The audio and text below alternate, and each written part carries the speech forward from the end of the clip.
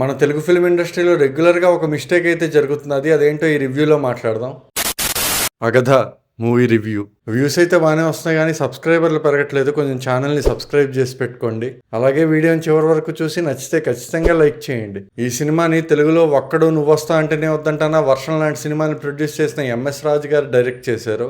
ఒకే ఫ్యామిలీలో all of sudden మనుషులందరూ చనిపోతూ ఉంటారు. అయితే అదే ఫ్యామిలీలో డివైన్ పవర్స్ ఉన్న ఒక పర్సన్ ఆ చావులకి కారణం కనిపెట్టి ఆ డెవిల్ పవర్ ని ఎలా బంధించింది అనేదే సినిమా. ఇంకా పాజిటివ్స్ విషయానికి వస్తే ఈ సినిమా స్టోరీ కథ రూపంలో వినడానికి చాలా బాగుంటుంది. అలాగే ఆన్ పేపర్ అంటే స్క్రిప్ట్ రూపంలో చదవడానికి కూడా చాలా బాగుంటుంది. నెక్స్ట్ పాజిటివ్ పాయింట్ ఏంటంటే ఓల్డ్ ఆర్టిస్ట్ విజయ్ కుమార్ గారు ఉన్నారు కదా, ఆయన మనవరాలు జోవికా విజయ్ కుమార్ కూడా ఈ సినిమాలో ఒక ఇంపార్టెంట్ రోల్ అయితే చేశారు. అండ్ ఆవిడ పెర్ఫార్మెన్స్ కూడా చాలా బాగుంది. ఇంకా నెగిటివ్స్ విషయానికి వస్తే స్టోరీ ఒకటి తప్పిస్తే taking, screen play, background score, making, VFX అన్ని మైనస్ ఈ సినిమాకి. ఆన్ స్క్రీన్ ఒక్కటంటే ఒక్క ఎలిమెంట్ కూడా ఇంప్రెసివ్ గా లేదు. ఇంప్రెసివ్ గా ఉండాల్సిన అవసరం కూడా లేదు. కనీసం సినిమాకి ఎంత కావాలో అంత కూడా లేవు. అదే బాధ. ఇంకా మన తెలుగు ఫిల్మ్ ఇండస్ట్రీలో ఎప్పటి నుంచో జరుగుతున్న ఒక మిస్టేక్ అని చెప్పాను కదా, అదేంటంటే ఒక ఆర్టిస్ట్ ఒక కైండ్ ఆఫ్ రోల్ ఒక సినిమాలో చేసి ఆ సినిమా కనుక హిట్ అయితే ఇంకా ఆ ఆర్టిస్ట్ కి ప్రతి సినిమాలో అదే కైండ్ ఆఫ్ రోల్ ఇవ్వడం అనేది అలవాటు అయిపోయింది. ఈ సినిమా వరకు నేను మాట్లాడేది అయితే కామాక్షి భాస్కర్ల గారి కోసం.